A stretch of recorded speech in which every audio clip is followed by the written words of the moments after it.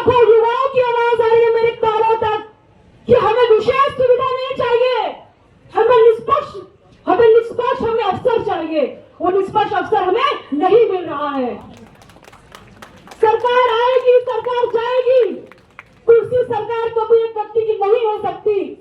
अगर इस देश में कुछ परमानेंट है तो जनता और युवा है।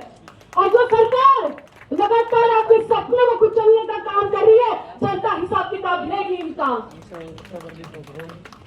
मैं आपके बीच में खड़ी हूं, मैं कहूंगी ताज और तख्त सदा किसी के नहीं रहते, वक्त फैसला कभी जैसे नहीं होते। जनता उखाड़ फेंकती है ऐसे लोगों को जो अपने जुबान के पक्के नहीं होते। आज हम ये आपके भविष्य की बात होगी, आप देश का भविष्य है और उसी भविष्य को ये लोग नकार रहे, जनता इनको भी नकार देगी, एक बार याद रखिएगा। मैं कॉकरोच शब्द कुछ कहना चाहूंगी। कुछ लोगों ने कॉकरोच शब्द को अपमान कहा होगा, लेकिन उसी कॉकरोच शब्द को यहाँ के युवा ने सम्मान दे दिया है। इतिहास गवाह है, जिस व्यक्ति को लोग कमजोर समझते हैं वही बदलाव की बड़ी ताकत बन जाता है। जब बार बार पिछड़ोगे, हम बार बार खड़े होंगे, देखते रहना आप लोग। देश की बड़ी संपत्ति खजाना नहीं होती है, इस देश का युवा होता है। और जब युवा बार बार रोने लगे तो देश बीमार हो जाता है, याद रखिए। मैं आपसे संकल्प लेती हूँ कि आपको गुस्सा दिखाना है, नफरत नहीं दिखाना है।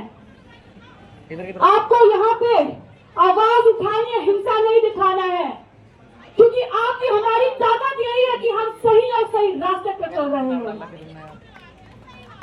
मैं आपसे ये भी कहूंगी कि इनको जवाब देना है कि जो सपनों को बेच रहे हैं उनसे ज्यादा मजबूत जो सपनों के लिए लड़ रहे हैं वो मजबूत होते हैं।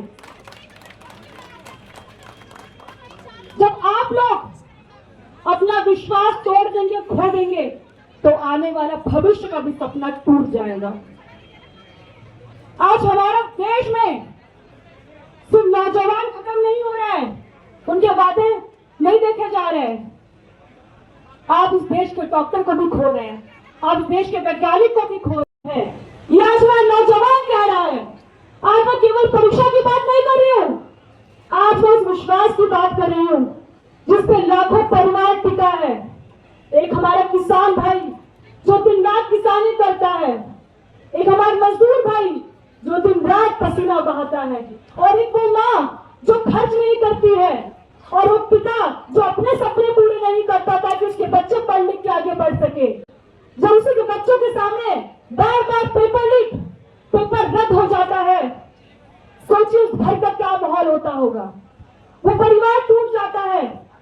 जब परीक्षा लीक होता है तो छात्र का परिवार, सिर्फ छात्र नहीं टूटता है, पूरा परिवार टूट जाता है।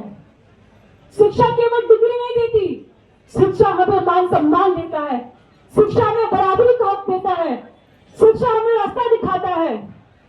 हमारे कॉन्स्टिट्यूशन में, हमारे संविधान में